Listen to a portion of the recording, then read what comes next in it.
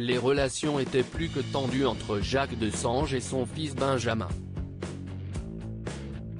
En effet, quelques années avant sa mort survenue le 7 janvier 2020, le coiffeur des stars avait accusé son fils né en 1967 d'être à l'origine de son éviction.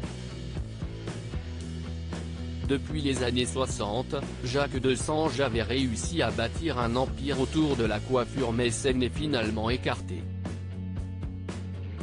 Les choses se sont dégradées après 2004, date à laquelle Jacques Desange a passé la main à son fils Benjamin.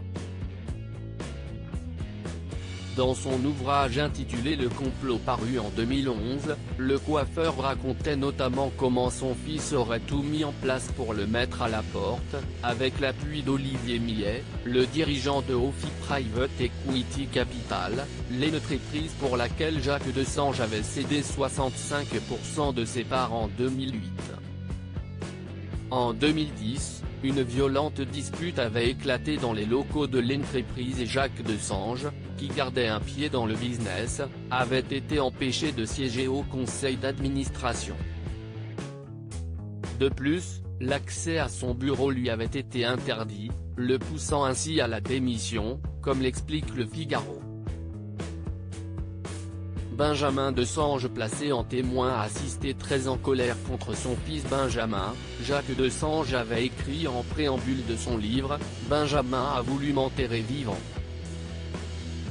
Il avait également énuméré tous les défauts de son fils, son goût pour les belles voitures, son goût pour les femmes, son goût immodéré pour l'argent, sans oublier les mensonges, le dilettantisme, le manque de pugnacité et la perfidie.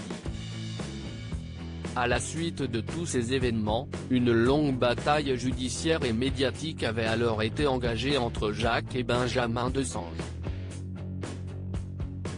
L'entrepreneur avait alors été contraint de supprimer certains passages de son livre.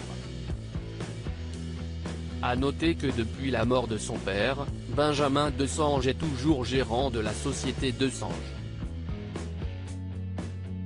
En revanche d'autres affaires ont entaché sa réputation. Il aurait notamment acheté le silence de ses employés après des actes de harcèlement sexuel et moral. Le 11 juillet 2018 il a ainsi été placé sous le statut de témoin assisté.